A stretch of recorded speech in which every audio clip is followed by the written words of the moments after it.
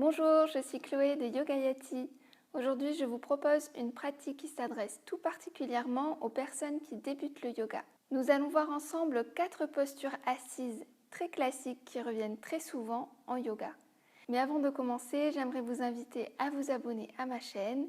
Vous recevrez ainsi toutes les notifications à chaque parution de nouvelles vidéos, toujours tous les lundis et tous les jeudis, et vous soutenez ainsi le yoga gratuit pour tous.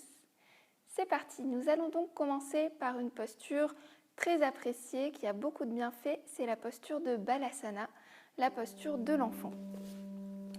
Pour faire cette posture, on va donc se placer à genoux, les jambes légèrement écartées. C'est une pratique que l'on retrouve très souvent en début de séance, mais aussi en milieu de séance, en fin de séance, car elle est excellente pour bien étirer le dos et elle est aussi accessible. Donc, à partir de cette posture à genoux, on va aller chercher par le bout des doigts le plus loin possible vers l'avant. Et là, en fait, notre idée, c'est d'étirer le dos et de partir du bas du dos. Donc, on peut mettre l'intention de vouloir, avec le ventre, dépasser les genoux. Donc, de s'étirer au maximum et ensuite, on va chercher loin par le bout des doigts. Quand on est bien placé, le plus étiré possible, on va poser les mains au tapis, relâcher les coudes et le front peut venir aussi se poser au sol. Ou bien vous pouvez le poser sur un petit coussin. Là, on va bien respirer. Notre intention est de garder cet étirement, cet allongement du dos. Et en même temps de garder les fessiers vers les talons.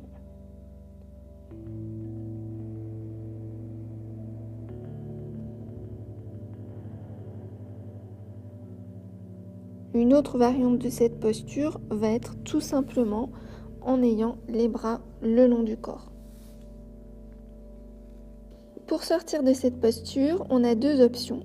Soit on va venir poser les 2 mains sur le sol, donc un petit peu en avant de vos genoux, et on va repousser le tapis pour remonter le dos droit et ensuite refermer les genoux. Ou bien, deuxième option, on va tout simplement laisser le dos se dérouler, mais avec une intention d'autograndissement vers le ciel. Donc on va relever vertèbre après vertèbre le dos, en dernier la tête. La deuxième posture que je vous propose de voir ensemble, c'est celle de la posture 4 pattes qui permet notamment de faire les variations du dos rond et du dos creux, qui va également être très bénéfique pour le dos. On va donc la prendre à partir de la posture de l'enfant. On réétire bien le dos et les doigts des mains sont écartés. On va tracter un petit peu, donc comme si on voulait ramener le tapis vers soi. Pour venir se soulever, vos 2 genoux se retrouvent donc à l'écart de vos hanches. Les pieds sont aussi parallèles et on va pousser un petit peu dans les mains pour avoir les hanches en arrière de vos genoux. Donc très souvent, on voit cette posture pratiquée comme ça. C'est comme ça moi aussi que je l'ai pratiquée au début. Donc avec les mains qui sont alignées avec les épaules et les hanches alignées avec les genoux. Le problème quand on fait un dos rond, dos creux dans cette posture, c'est qu'au lieu d'allonger le dos, on va tasser le dos et on risque de trop antéverser le bassin et donc de trop forcer dans le dos creux. On va donc avancer un petit peu les mains en avant des épaules. Mais si vous prenez bien cette posture à partir de la posture de l'enfant, vous allez normalement vous retrouver déjà comme ça. Et on pousse un petit peu les fesses vers l'arrière pour avoir justement ce décalage entre vos hanches et vos genoux. Les bras sont tendus, les épaules sont loin des oreilles et on va étirer la nuque, donc comme si un fil invisible nous tirait vers l'avant. Le menton est très légèrement rentré et là on est dans un 4 pattes. Pour faire le dos rond et le dos creux, on va garder cette position et on va le faire partir du bas du dos. Donc on peut imaginer qu'on a une petite queue de chat ici à nouveau, au niveau de notre coccyx, qu'on va tirer, ce qui va faire arrondir le bas du dos. Et puis on va remonter comme une vague, venir arrondir jusqu'en haut du dos. Progressivement jusqu'à venir aux épaules, la tête se relâche et là on vient en appui sur le bout des doigts. On est donc à la fois en dos rond et très étiré, allongé. Pour faire le dos creux, on part du bas du dos. Donc là, on va au contraire diriger le coccyx vers le ciel, creuser le bas du dos et puis descendre les omoplates vers le bas, les épaules loin des oreilles. Et au lieu de casser la nuque comme ceci, on va pousser avec l'arrière du crâne vers le ciel. Vos bras sont tendus et donc là, les paumes des mains viennent en contact avec le tapis. Et on peut ensuite alterner dos rond en partant bien du bas du dos et dos creux.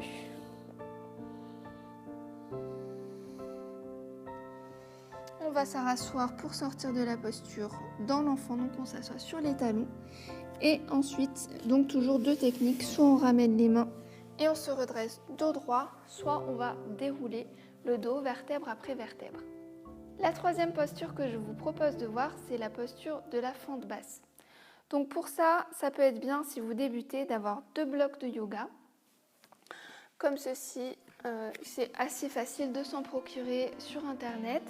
Ou bien si vous n'en avez pas, vous pouvez prendre tout simplement des gros livres, des gros dictionnaires ou des grosses boîtes qui soient à peu près de la même taille. On va donc placer les blocs en avant de notre tapis. Venir s'étirer un petit peu dans l'enfant, placer les mains sur les blocs. Et puis on se redresse dans le 4 pattes avec donc nos 2 mains sur les blocs. Et là, on va amener le pied droit entre les 2 blocs. La cheville est alignée avec votre genou. Et la jambe arrière va s'étirer au maximum. Là, si c'est un petit peu trop pour vous, vous pouvez, si vous avez des blocs yoga, les mettre dans l'autre sens qui permet d'être un petit peu plus haut. Ou bien même dans ce sens-là, là vous allez être vraiment beaucoup plus redressé. Attention à ne pas pincer le bas du dos dans ce cas-là. Et là, on va, dans cette posture, chercher tout simplement à redresser, étirer le dos. On va descendre un petit peu le coccyx, descendre les épaules loin des oreilles, ouvrir un petit peu la poitrine, le regard vers l'avant. Et pour quitter la posture, tout simplement, on s'appuie sur les blocs, on va ramener la jambe en arrière, reprendre un 4 pattes. Vous pouvez tout à fait vous réétirer dans l'enfant. Et puis on va faire la même chose de l'autre côté. La jambe entre les 2 blocs. On veille à l'alignement entre la cheville et le genou. On étire bien la jambe arrière, les épaules descendent, roulent vers le bas. On prend quelques bonnes respirations profondes. Et à nouveau, on s'appuie dans les blocs pour revenir dans l'enfant. Donc cette posture de la fente basse, Anjaneyasana, est excellente pour les hanches, pour étirer vos quadriceps et on la trouve très souvent dans les pratiques de yoga. Notre quatrième posture, c'est la posture de la torsion assise Ardha Matsyendrasana, qui est une posture un petit peu compliquée parfois pour les débutants. Donc je vous invite à avoir un coussin pas trop épais, donc sur lequel vous allez pouvoir vous asseoir, ou bien qu'on va placer d'un côté ou de l'autre. On va donc partir avec les jambes tendues vers l'avant, puis on va soulever le genou droit et ramener le pied vers soi. Ensuite, soit la torsion peut être réalisée à partir de cette posture. On va toujours faire partir la torsion du bas de la colonne vers le haut et en cherchant à s'auto-grandir au maximum. Et ensuite, quand on est prêt, on place les mains. Si cette posture ne présente pas de difficulté pour vous, vous pouvez croiser le pied. Et là, on aura un étirement et une torsion un petit peu plus intense. Troisième possibilité pour le bas du corps, ça va être de replier la jambe avant. Donc là, la jambe gauche. Et on se retrouve dans la posture complète de Ardha Matsyendrasana au niveau du bas du corps. Donc si cette position des jambes vous est inconfortable, vous avez plusieurs possibilités. Soit l'aménager un petit peu, soit choisir une des variations que je vous ai proposées précédemment avec la jambe tendue et le pied décroisé, ce qui peut être une première étape vers cette posture complète. Donc, comment prendre la posture complète ? On va conserver le coussin à côté de nous, venir s'appuyer sur le tapis et s'asseoir un petit peu en décalé des pieds. Et là, vous n'avez plus qu'à croiser la jambe gauche par-dessus. On écarte un petit peu le pied pour se redresser. L'important, c'est d'avoir vos deux fessiers bien en contact avec le sol. Donc si vous êtes un petit peu comme ça, ou que ça vous tire vraiment beaucoup, vous pouvez vous surélever en plaçant un petit coussin à l'arrière. S'il y a vraiment un déséquilibre, on va placer le coussin que d'un côté, ce qui va venir rééquilibrer un petit peu la posture. Maintenant, dans cette posture, qu'est-ce qui est essentiel? C'est d'être bien assis. Donc vous pouvez, avec vos mains, replacer un petit peu vos ischions en tirant vos fessiers vers l'arrière pour être bien assis au sol. Ça, c'est la première chose. Ensuite, on a la plante du pied bien en contact avec le tapis, mais votre jambe peut être aussi décroisée si, encore une fois, c'est pour l'instant pas une posture qui est accessible pour vous. Avoir donc la variation qui vous convient. Puis on va bien se grandir au maximum par le sommet du crâne et on va aller pivoter le haut du corps vers la jambe qui est repliée. Attention parce que souvent on pivote dans l'autre sens quand on commence. Donc l'idée c'est un petit peu comme si on était un linge ou une éponge qu'on vient essorer. Donc on va se redresser, ce qui est très très important pour ne pas vous faire mal au dos. On se redresse et ensuite on fait partir la torsion du bas du dos jusqu'au ventre et au niveau des épaules. En dernier, on peut placer les mains, donc la main droite au niveau du genou et la main gauche au tapis. Souvent, on a envie d'aller s'appuyer comme ça vers l'arrière et au contraire, on va se redresser en repoussant le sol. Donc là, le dos est vraiment le plus droit, le plus étiré possible et la torsion va aller jusqu'au niveau de votre nuque sans mettre de tension particulière, toujours la tête bien étirée, bien redressée vers le ciel. Donc ne brûlez pas les étapes, choisissez la posture qui vous est le plus agréable, la plus confortable pour commencer et ensuite progressivement essayez d'amener quelques variations vers la posture complète. On va refaire donc la posture de l'autre côté.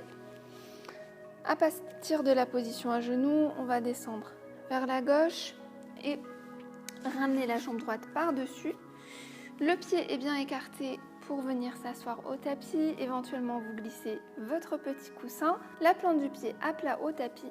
On va se redresser et faire partir bien la torsion du bas du dos jusqu'en haut du dos, la tête. Et ensuite, on place les bras, la main droite qui va vraiment repousser et aider à nous redresser.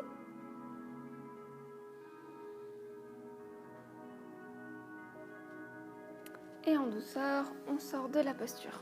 On va décroiser les jambes et venir se placer assis. Merci à vous d'avoir pratiqué avec moi aujourd'hui. J'espère que cette pratique vous a plu, qu'elle vous a permis de voir plus en détail ces 4 postures assises du yoga. N'hésitez pas à me laisser vos commentaires, vos questions, vos suggestions sous la vidéo, j'y répondrai avec plaisir. Si vous voulez aller un petit peu plus loin dans la pratique, consultez également les autres vidéos de la chaîne. Je vous dis à très bientôt pour pratiquer à nouveau ensemble.